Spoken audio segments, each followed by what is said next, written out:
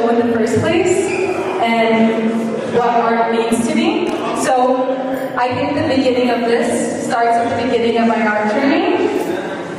As many of you know here, I've always wanted to be an actress.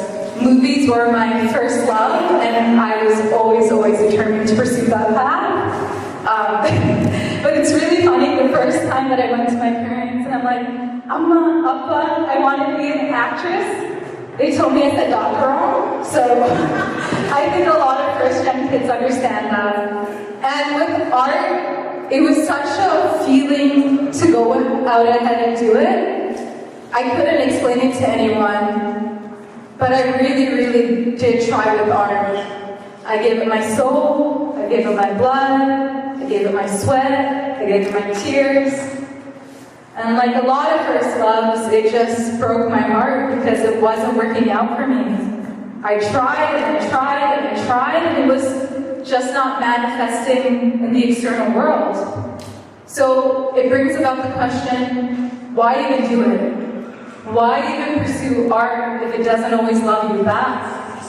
And on top of that, I think a lot of artists in here that are first gen, who have parents that have left war-torn countries that suffer a lot, and they work so hard to get here, and you see them suffering. So to go up to them and say, hey, I want to pursue the arts, it's almost like a slap in the face to them, right? Because they've given so much. Them and all the generations before them have given so much. And so you have this other level of guilt, and you're trying to reconcile this guilt with your own passion. And even beyond that, the show, people are like, are you sure Anne, you want to do this? It's a lot of time, money, effort. But art for me never needed a reason. It was only ever a feeling that I cannot explain to other people. And when I was going down this journey of art, trying to make it as an actress, COVID hit. And then there were no auditions. And then I got depressed, so I got a cat.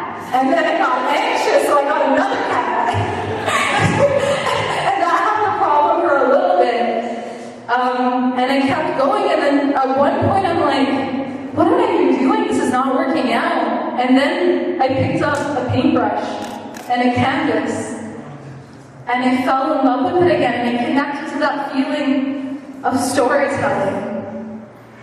And I remember being in the car with my friend Natasha, and we were talking about our journey of being an artist and our journey of creation, and she said something to me that just automatically hit home. She told us we are our ancestors' wildest dream. And then at that moment I knew it's not despite my culture that I'm doing it, it is because of it. And if you look at it, just look at Tamil culture, or look at the history of your people. What is it that we're holding on to? What is it that we're looking back on our history and saying, we are this group of people, and we're proud, and we're strong, and we have so much value to the world? Is it not our art? Is that not what we are as a group of people? Whether it's sangam literature, kutha dancing, temples that are built that we can't explain, movies, poems, songs, these are the things that carry down through the generations. I firmly believe art are the torches of our past that we carry into the future to bring light onto it. And I do believe if you're in this room and you are an artist and you have that light inside of you to create, it is almost your responsibility to create. Because what you create as an artist goes beyond the idea of yourself. It lives forever.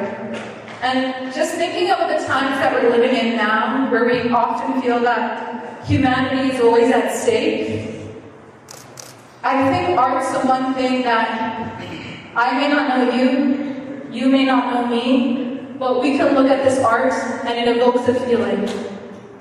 It evokes a feeling that reminds us of our humanity, of ourselves. Art's the one thing that speaks to us without ever having directly to speak to us. And in that way, it's so special. And to end off this, I just want to mention one thing. I believe art is the closest form of divinity. Because in the end, Only God, the arts, lasts forever.